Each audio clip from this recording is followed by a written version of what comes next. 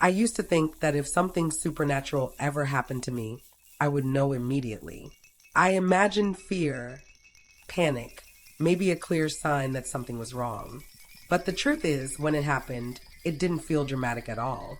It felt ordinary, quiet, almost forgettable. And that's what makes it so unsettling to look back on now. Because the moment that nearly ended my life started just like any other night. I had stayed later than usual that evening, caught up in small tasks that didn't seem important at the time. By the time I left, the streets were nearly empty. The air was cold enough to make my breath visible, and the city felt strangely distant, like it was holding its breath. I walked alone, headphones in my pocket, choosing silence instead. I liked listening to the sounds around me at night, my footsteps, the wind, the occasional car far away. It made the walk feel grounding, familiar. I followed the same route I had taken countless times before. Every turn, every street light, every cracked piece of pavement was known to me. That sense of familiarity gave me comfort. I wasn't distracted. I wasn't scared. My mind drifted between thoughts, none of them urgent. I had no idea that something was already watching over me, waiting for the exact second it needed to act. As I approached the intersection, I slowed down out of habit. The traffic light was red, bathing the street in a dull glow. I remember thinking how quiet everything felt, how peaceful it was compared to the noise of the day. I took a step closer to the curb, then another. My body was moving automatically, following a routine I had repeated hundreds of times before. And then, without warning, I was pulled backward. It wasn't a shove. It wasn't a stumble.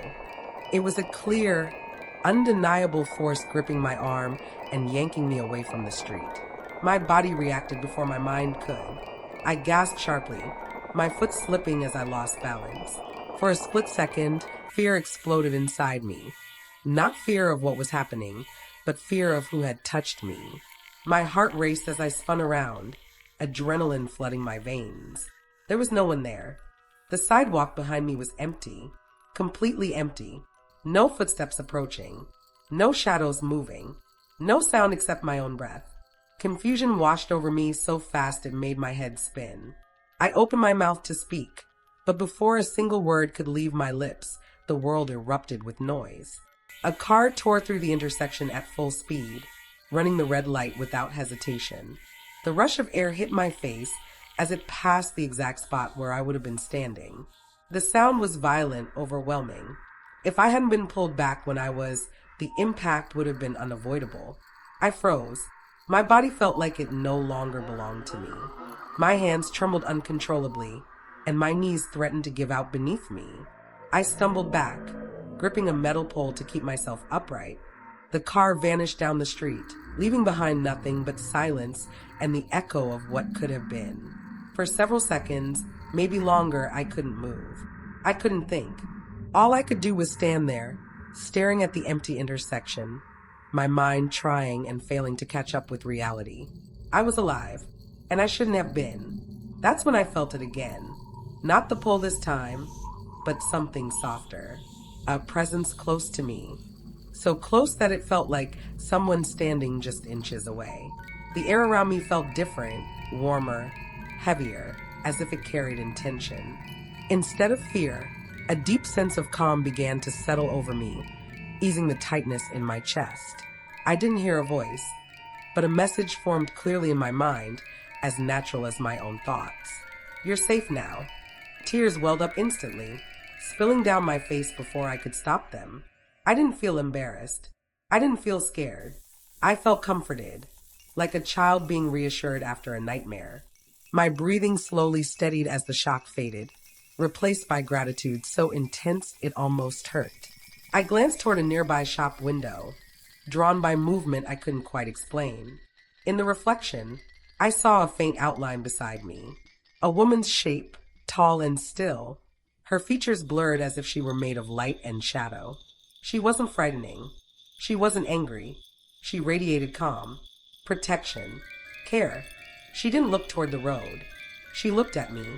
I blinked, my heart pounding, and the reflection was gone. The warmth lingered for a moment longer, then slowly faded, leaving me alone again under the streetlights. The night returned to normal, but I knew nothing would ever feel truly normal again. I walked home slowly, every sense heightened. The streets felt different now, like they held secrets just beneath the surface. I kept replaying the moment in my mind, the grip on my arm, the timing, the certainty of it all. There was no explanation that satisfied me. I knew what I had felt. I knew what had saved me. That night, sleep came in fragments. Every time I drifted off, I dreamed of the intersection, of standing there unaware, of being pulled back at the last second. Sometimes I dreamed of the woman standing quietly nearby, watching.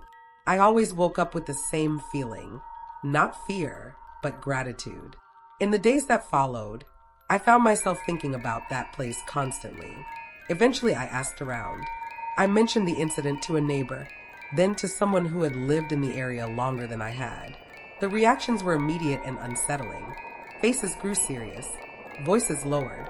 They told me that years ago, a woman had been killed at that very intersection, hit by a speeding car late at night.